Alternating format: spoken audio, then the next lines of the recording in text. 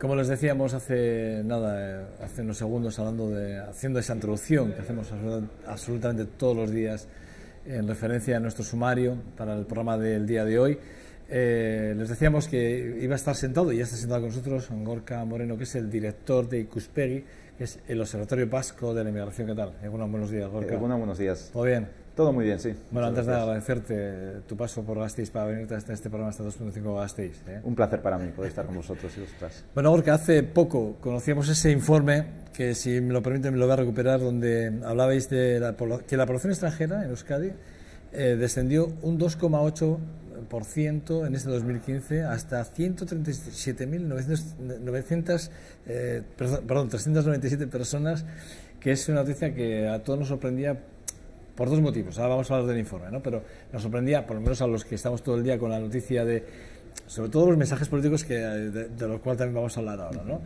De los efectos llamadas, no efectos llamadas, bueno, que si resulta que ahora vemos al inmigrante como el extraño, como el que viene aquí a usurparnos o quitarnos, o mensajes de esos que estamos viendo todos los días, ¿no? Primero, Ikuspegi. ¿Por qué nace Ikuspegi y con qué objetivo nace Ikuspegi? Pues Ikuspegi nació hace ya 11 años, en el 2004, con el objetivo principalmente de conocer un fenómeno que iba tomando cierta fuerza en aquellos momentos, como era el de la inmigración, y del que se sabía más bien poco. Nace de una inquietud por conocer. Al final, un observatorio lo que intenta es conocer mejor un fenómeno social, en este caso la inmigración. Nace de un acuerdo y de un convenio de colaboración entre el Gobierno vasco y la Universidad del País Vasco, y desde el 2014 hasta la actualidad el observatorio se encuentra dentro de la UPV, de la Universidad del País Vasco, y sobre todo su objetivo es trabajar para conocer mejor el fenómeno migratorio, y para ello colabora con diferentes organizaciones y entidades públicas.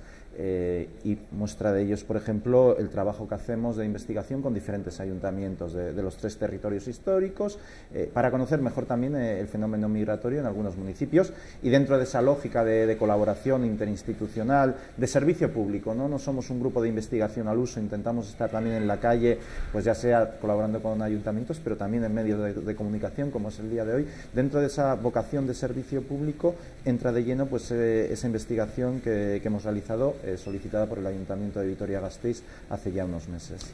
De lo que vamos a hablar enseguida. Hablas de migrar, pero también hay que hablar de inmigrar. Es decir, estamos hablando de dos palabras que son muy diferentes. Una cosa, digamos, inmigrar es cuando alguien viene por primera vez a nuestro país, de alguna forma. Inmigrar es dentro del propio país, ¿no? ¿Cuáles son los flujos en estos dos? Bueno, lo que vemos nosotros, el Observatorio Vasco de Inmigración, como tú apuntabas, estudiamos la inmigración y la inmigración internacional. Es decir, la migración que se da de un diferente país o de población extranjera. Nosotros no trabajamos sobre los flujos de gente autóctona que pueda venir de otra comunidad autónoma hacia aquí, aunque eso también sería inmigración, pero sería inmigración interna. Eso no trabajamos. Vamos, en todo caso, y un poco unido a lo que tú planteabas, ¿qué es lo que vemos en los últimos años?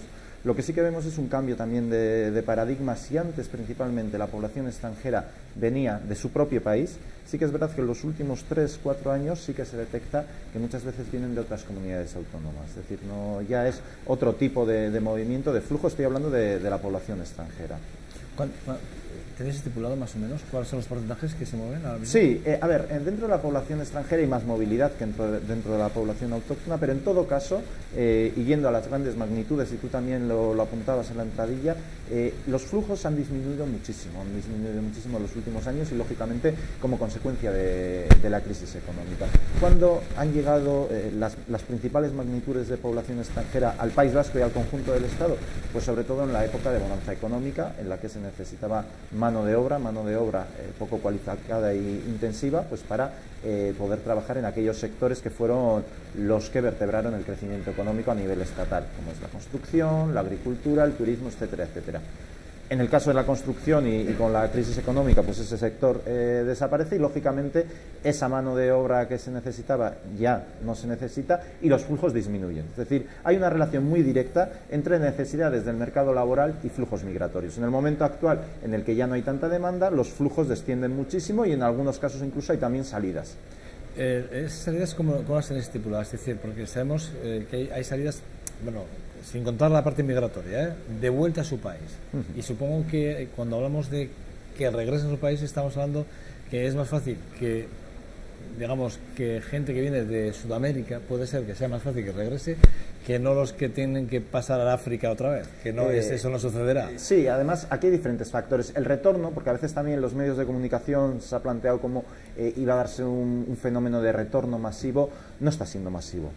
Está habiendo retorno, está habiendo más retorno que en la época de bonanza económica, pero en todo caso son limitados. Como tú indicabas, hay diferentes patrones y dependiendo las características pues se dan más o menos retornos. Ahí es muy importante también el país de origen, qué expectativas o qué oportunidades da, porque al final el retorno para volver a una situación muy complicada pues muchas veces no se hace atractivo, no es sugerente. O también, y esto también es importante para el retorno y un poco unido a lo que tú comentabas, es la situación administrativa. Es decir, entre la población latinoamericana son cada vez más los que han obtenido la doble nacionalidad.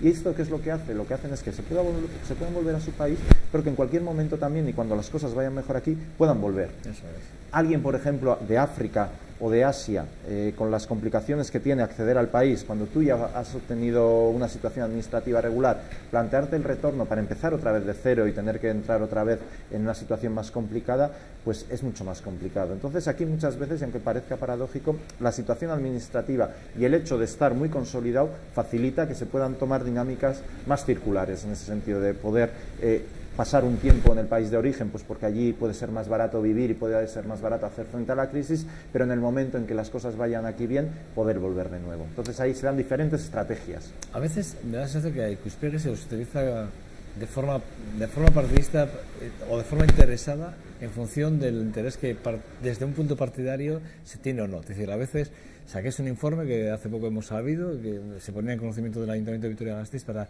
bueno, cuál es la situación realmente, hablando de la región, ¿vale? Y resulta que hay partidos que, bueno, pues que consideran que ese informe no es válido, siendo lo que sois, es decir, que sois un grupo independiente, que estáis avalados, pero evidentemente por el gobierno vasco, pero que sois de la UPV, ¿no? Eso es, somos... Que el prestigio está más que garantizado, pero parece ser como que no se os debe tener en cuenta. Sí, pero bueno, eso entra también dentro de nuestra labor y dentro de la lógica, ¿no? Nosotros intentamos ser una entidad prepolítica en el sentido de que nosotros no entramos en el debate político que puedan suscitar nuestros datos. Nosotros tenemos que ofrecer datos para, los agentes políticos puedan tomar decisiones o puedan tener su opinión, y como tú muy bien indicabas, pues muchas veces nos hemos visto ante la situación de que un partido utiliza un informe para intentar defender cierto argumento y el otro partido lo utiliza pues para lo contrario, para una cosa totalmente diferente. Ahí nosotros no podemos entrar, los datos son los que son y al final cada uno valora, interpreta y ve si la botella está medio vacía, medio llena de agua o de Coca-Cola, ¿no? Entonces ahí es difícil que nosotros podemos profundizar en los datos, podemos debatir sobre los datos, pero creo que no es nuestra función entrar luego a esa interpretación que queda ya en manos de quien quiera interpretar esos datos. Pero sí que es verdad. Y no sé hasta qué punto pues es positivo también dentro de nuestra intención de ser independientes y de seguir nuestra línea de trabajo, pues que nuestros estudios, nuestras investigaciones luego cada cual las pueda interpretar y pueda sacarle el jugo más o menos intencionado que le pueda sacar. Pero cuando escucháis declaraciones como que esos datos no son realmente objetivos, ¿cómo os quedáis? No, eso sí que, por ahí sí que no podemos pasar. Nuestros datos son objetivos. Estamos escuchando en esta campaña electoral, sí, estamos viendo como ciertos partidos están diciendo que estos datos de esos informes no son objetivos. Nuestros datos son completamente objetivos y completamente científicos, es decir, siguen todos los criterios. Cuando utilizamos técnicas cuantitativas, cualitativas, tienen todos los criterios científicos garantizados. Otra cosa es que nos gusten más o menos esos datos, pero en todo caso ahí no hay ningún elemento que pueda ser debatible.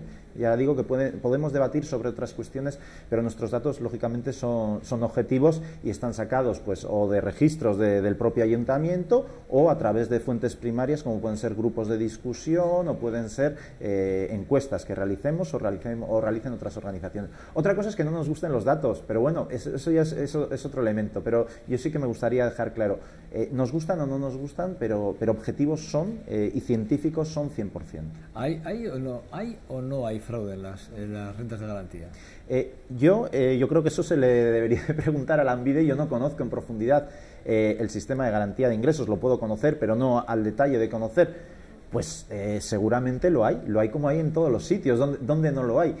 A mí lo que sí que me gustaría es que el hecho de que pueda haber fraude más en mayor o menor medida, ponga en la palestra o en la picota el sistema de garantía de ingresos. También sabemos que en el sistema fiscal existe fraude en el impuesto de sociedades, en el IRPF, en la gestión del IVA, etcétera, etcétera, y nadie porque haya fraude, y aquí yo sí que me juego el cuello a que el fraude en el IRPF o en el IVA es muchísimo mayor que en la RGI, pero vamos, en todo caso, yo sí que me parece importante subrayar que no pongamos en duda el sistema de garantía de ingresos. El sistema de garantía de ingresos, en este caso la RGI y otro tipo de prestaciones asociadas, se puede mejorar. Y eso es clarísimo. Yo creo que ahí hay un consenso. Todos y todas, y todos los partidos políticos y todos los agentes sociales e instituciones públicas que trabajan en este ámbito tienen claro que puede mejorar, que hay ciertas inequidades y que lógicamente hay que trabajar en esa línea. Pero de ahí a poner en duda el conjunto del sistema, yo creo que hay un trecho y hay un peligro, ¿no? Porque hoy en día, y más con la que está cayendo el sistema de renta de garantía de ingresos, hace que, por ejemplo, tengamos la tasa de pobreza más baja de toda España. Y eso, más allá de otros factores estructurales también, no se daría si no tuviésemos un sistema como el que tenemos. Pero volviendo a lo inicial, fraude hay. ¿Y qué hay que hacer con el que defrauda? Pues hay que hacer lo que hay que hacer, que caiga todo el peso de la ley sobre esas personas, lógicamente. Yo creo que eso es obvio y que ahí también todos y todas tenemos claro cuál es el mensaje. ¿La comunidad de pakistaníes es la comunidad que más ha crecido en el País Vasco en cuanto a extranjeros? Es quizá una comunidad, no es ni mucho menos la más grande, sí que es una comunidad que en los últimos años ha aumentado en mayor medida que otras, pero porque antes eran muy pocos, ¿no? Y siguen siendo hoy en día en el conjunto vasco, no es un colectivo de los más altos. Ya sé que ha salido estos últimos días en medios de comunicación pues por temas de fraude y RGI, sí. Y bueno, yo ahí ya un poco subrayo lo que comentaba anteriormente, ¿no? Yo no sé si el colectivo pakistaní es más o menos fraudulento. Lo que está claro es que se ha detectado que había una serie de personas de ese origen que habían establecido una red clientelar o habían establecido una red para defraudar a la ANVIDE y al gobierno vasco y por lo tanto hay que tomar todas las medidas que sean necesarias para hacer frente a este tipo de fraudes, lógicamente. Está claro que hay distintas comunidades que conviven en comunidades o culturas, no sé cómo llamarlas, o ambas cosas, sí. Ambas, que conviven con nosotros. ¿Tú crees, desde el observatorio, creéis que realmente hacen lo posible por digamos, por ser ciudadanos de Gasteiz o de Araba? ¿Crees que hacen lo posible? ¿Crees que las instituciones están a la altura de las circunstancias o de las necesidades de estos colectivos de inmigrantes que llegan a nuestra ciudad, en este caso Vitoria o Araba? Aquí deberá de haber un toma y daca, ¿no? Y tú también lo subrayabas, ¿no? Una voluntad de integración y de cumplimiento de las leyes. Yo creo, cuando hablamos de cultura, pues bueno, cada una puede mantener sus culturas, pero luego hay un bien supremo que es la ley, ¿no? Y ante eso no hay nada que hacer.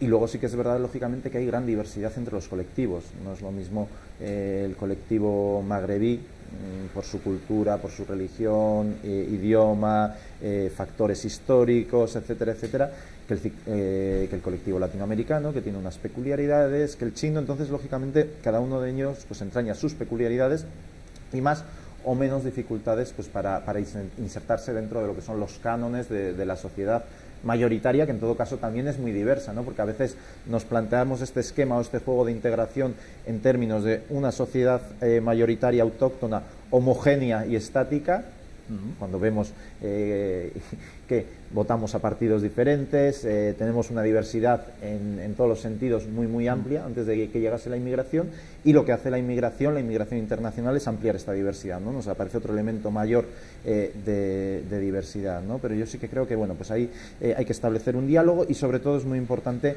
que haya una integración, porque muchas veces también incidimos en el elemento cultural. Y nosotros, cuando hacemos nuestras encuestas, la población inmigrante lo que quiere es trabajo. ¿Qué trabajo? Lo que quiere es integrarse materialmente, y luego viene lo cultural, ¿no? Y yo creo que ahí es donde hay que incidir, en la inserción socioeconómica. Pero material. Cuando quieren trabajo, ellos son conscientes que una de las dificultades puede ser el idioma. Sí. Por lo tanto, tienen que trabajar en ese sentido. la adaptación, ¿no? Adaptarse un poco al país al que llega, ¿no? Con sus Sí. costumbres, sus culturas. Sí. Y Ahí ¿no? sí. Ahí lógicamente también según la procedencia pues puede haber más dificultades o menos. Hay colectivos que tienen más relación. Y te preguntaba, Gorka, ¿nosotros, las instituciones y los ciudadanos, estamos a la altura de las circunstancias o no? ¿O realmente lo vemos como...? No, yo creo, a ver, en líneas generales esto también puede ser que seas más o menos optimista con respecto a este tema. Yo creo que las cosas se están haciendo relativamente bien por parte de todos y todas, ¿no? Las instituciones públicas, bueno, pues están tomando políticas y están fomentando políticas de integración, de inserción, de convivencia.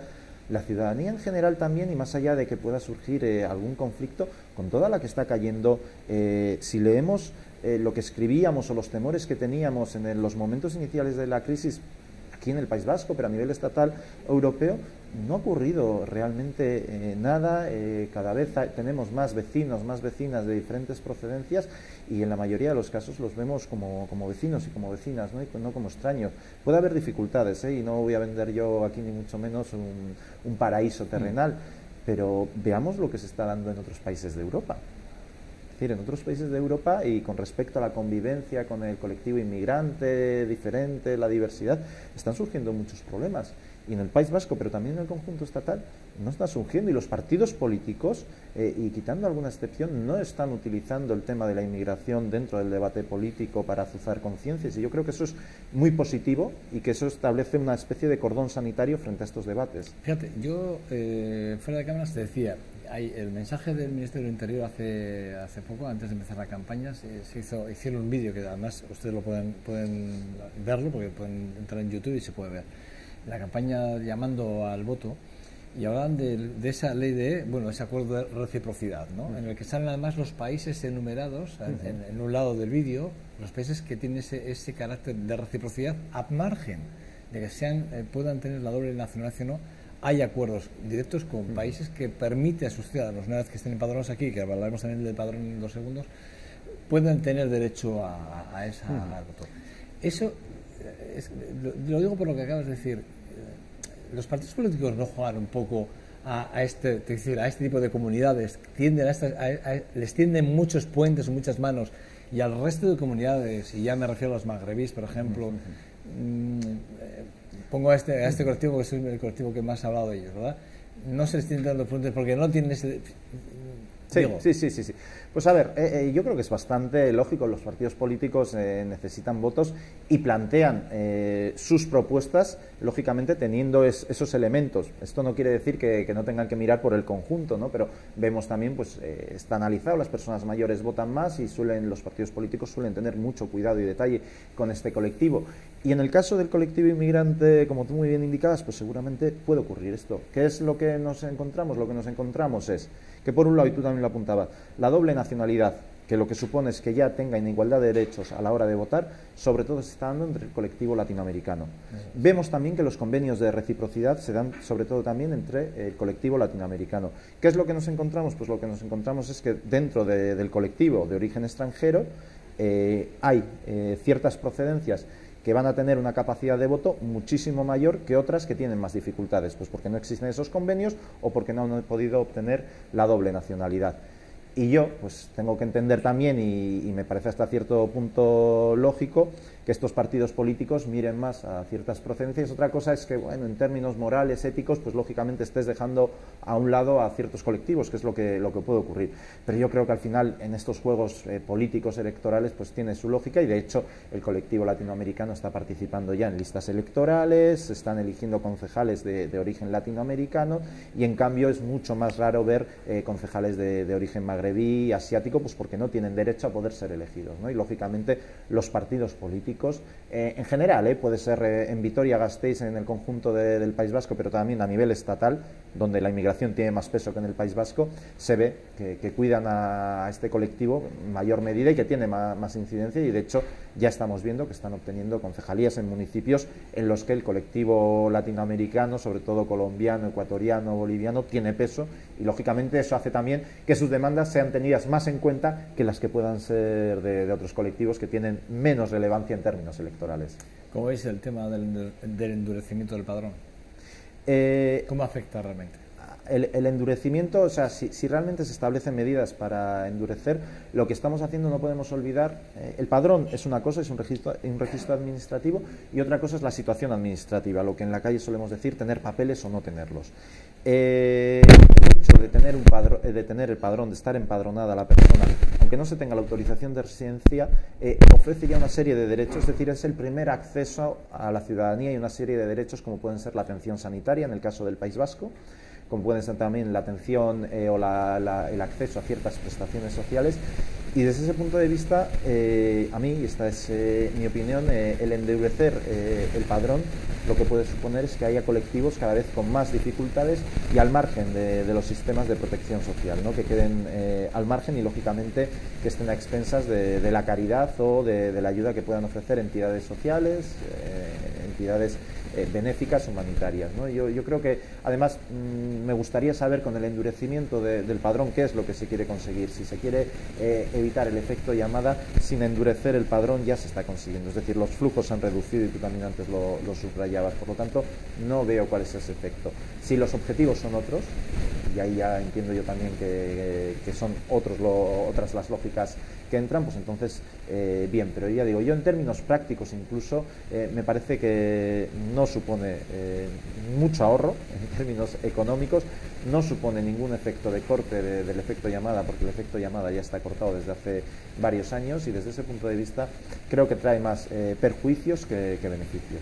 Este último llamamiento que hacen los políticos a este efecto llamada por el tema de la vivienda, del derecho a una vivienda digna en el País Vasco, que los partidos en contra del PNV han sacado y que van a llevar. Bueno, ¿crees que existirá o crees que realmente...? Habrá que ver. Y además, ¿en qué grado? Sí. ¿Puede ser migratorio o inmigratorio? Yo no he podido leer el anteproyecto de ley de vivienda y en qué parámetros aparece la vivienda como derecho subjetivo, ¿no? Que es el elemento de debate, el elemento clave, ¿no? Si es un derecho subjetivo y para quién. Me imagino que se podrán establecer mecanismos también para que no haya efectos llamadas, ¿no?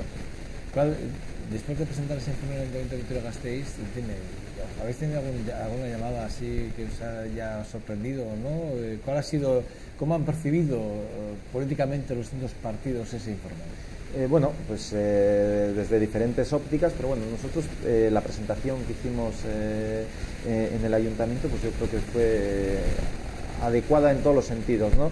Intentamos presentar cuáles eran las grandes líneas de nuestra investigación, luego los representantes municipales tuvieron la opción de preguntar, pero de forma, yo creo, muy constructiva e intentando mejorar o aclarar cuestiones que nosotros pudiésemos trabajar, ¿no? Y ese ha sido el objetivo de la investigación cuando se nos pide desde el ayuntamiento, pues el conocer mejor el fenómeno migratorio en Vitoria-Gasteiz, ver cuál es la realidad. Se había hecho un estudio anterior que había hecho una consultora, creo que fue en el 2004, había pasado mucho tiempo y en este tiempo también han pasado muchas cosas. Yo creo que lo que se quería era tener una fotografía más nítida de cuál es el colectivo en Vitoria y qué es lo que se puede hacer para trabajar en aras de mejorar la convivencia y mejorar la integración y la inserción. ¿Tú recuerdas cuando hace poco salían esas esvásticas colocadas en algunos colectivos de inmigrantes en Vitoria? ¿Te acuerdas que colocaron unas esvásticas? Sí. ¿Cómo percibís cuando veis este tipo de noticias vosotros? Claro, eso es un observatorio que medís y que estáis todo el día con la encuesta y con las entrevistas personalizadas a todos aquellos que son migrantes o inmigrantes en el País Vasco, en este caso. Cuando veis ese tipo de noticias, ¿os preocupa, no os preocupa? ¿Realmente tiene algo que ver con lo que realmente vosotros veis o no? ¿O realmente es algo muy político, muy politizado y por intereses? A ver, nos puede preocupar, pero de forma muy matizada, porque hasta ahora han sido situaciones muy puntuales, muy acotadas, como tú apuntabas, a ciertos debates que se han dado en esta ciudad en concreto.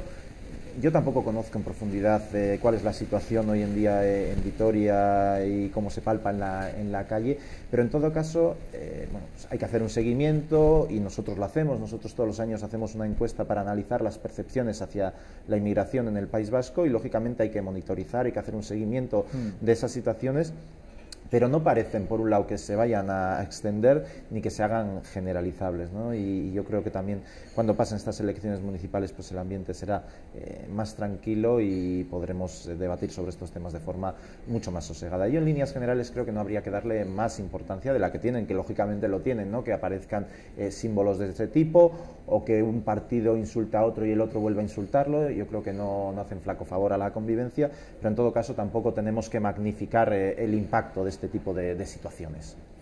Da gusto hablar contigo, Gorka. Sí, da gusto, y además me gustaría que, porque ya no tenemos más tiempo, pero me gustaría que vinieses a este programa más veces y que hablásemos más del observatorio, que me parece un observatorio que es súper interesante.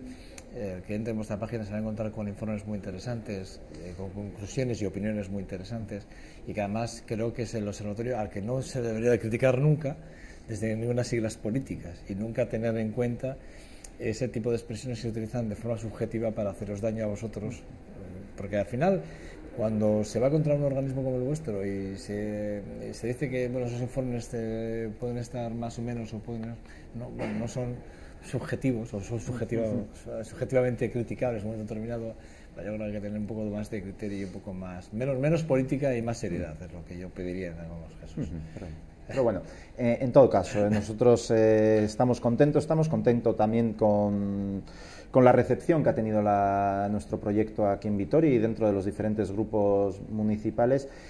Y como te apuntaba inicialmente, por un lado para mí también es un placer y vamos, no tengáis dudas para invitarme, que gustosamente, ya te digo que vas a venir más veces. Gustosamente vamos a venir, y en todo caso también pues estamos muy contentos de poder colaborar con el Ayuntamiento de Vitoria, de poder investigar, de poder conocer mejor el fenómeno migratorio en Vitoria, intentar en la medida de nuestras posibilidades pues que pueda mejorar la convivencia y... Es que a partir de ahí podemos empezar, una vez que les conozcamos, sepamos qué es lo que tenemos, cómo lo tenemos, quiénes son los que han llegado, cómo los podemos recibir, cómo podemos ayudarles, pero hay que saber quiénes son, hay que identificarles y este trabajo es el que hacéis vosotros. Sí, sin ideas maniqueas de los de aquí somos malos, malas, los de allí no, hay malos y malas en todos los lugares. Este debate es un debate que es yo siempre tengo en la cabeza algo que y es que cuando el político mete mano en la convivencia de la ciudadanía, cuando mete mano, o sea, se enrarece todo. Al final lo dejas vivir solo, no tiene ningún problema. En este caso yo soy de tu opinión. Yo creo que las cosas van funcionando de forma bastante automática y en ese sentido, pues igual cuanto menos se toque, pues mejor van a ir las cosas. Y luego las leyendas urbanas, por favor, no se lo crean. De verdad es que hay muchas leyendas urbanas que circulan al final, que si que si el otro, que si este cobra, que si el otro, fíjate, lo del carrito del bebé, que eso, mira, fíjate que eso se habrá hablado, quién habrá dicho aquello y cómo ha corrido el bulo para que todo el mundo vaya, ¿verdad?